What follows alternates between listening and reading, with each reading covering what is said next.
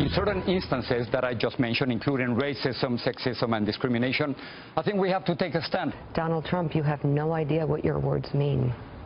You have no idea.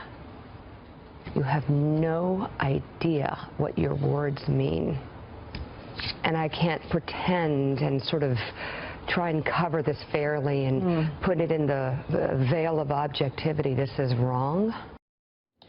Those comments reflect a view increasingly held in the media these days. Indeed, one liberal commentator recently described the Clinton-Trump race as between an apple, that being Clinton, and rancid meat. Another described the race as between the most qualified candidate ever, again Clinton, and an orangutan with a bad haircut. Such commentators are infuriated by equal treatment of the two candidates by the media, calling it, quote, false equivalence. Fox News media analyst and host of Media Buzz, Howard Kurtz, joins me now. Howard, what in the hell is going on with the media these days on this subject? Well, I'm not in favor of false equivalence. If Donald Trump makes twice as many disputed or controversial comments as Hillary Clinton, we shouldn't pretend otherwise. But a lot of people in the media, Britt, are using, especially on the left, are using this false equivalence banner to say that we need to kick the stuffing out of Donald Trump because we in the press have a patriotic duty to expose him. Exhibit A, Nick Kristof, prize-winning liberal columnist for the New York Times, writing is a journalistic malpractice to quote each side and leave it to readers to draw their own conclusions. Even if one side seems to fabricate facts or make ludicrous comments, we owe it to readers to signal when we're writing about a crackpot. So if you view Trump as a crackpot, then you have to be much rougher on him. Well, you know, but what about the idea that we as reporters covering a campaign are not supposed to cover the candidate or the candidates based on our own personal view of that candidate? I mean, you have your views and I have mine about both candidates. But as we cover the race, I was always taught that what you're supposed to do is be neutral. Now, people accuse us of being slanted one way or the other, but this seems to me that there's an argument going on here in favor of being slanted. Well, I want to make a distinction between commentators on the right, who also don't like Trump, as well as the left, who are entitled to their opinions. A lot of people we call reporters, they also kind of double as pundits these days. The lines have been blurred. But for all of that, you see this in people who are the editors of websites, who are daily beat reporters and what they say on Twitter.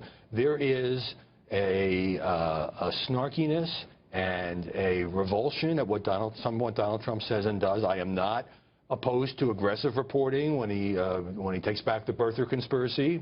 There should be tough reporting. When he's got problems with the Trump Foundation, there should be tough reporting. But there's a difference between that and the kind of the tone that is creeping into many of these news stories seems increasingly, by any measure, to be anti-Trump. And this, of course, carries over, and we've talked about this before, but this carries over into the argument that's going on now about the proper role of debate moderators, who traditionally, when you think of, you know, Jim Lehrer and all the debates he did, Bob Schieffer, I was involved in one back in 1988, before a lot of people were born, and I wasn't that young then, Howard.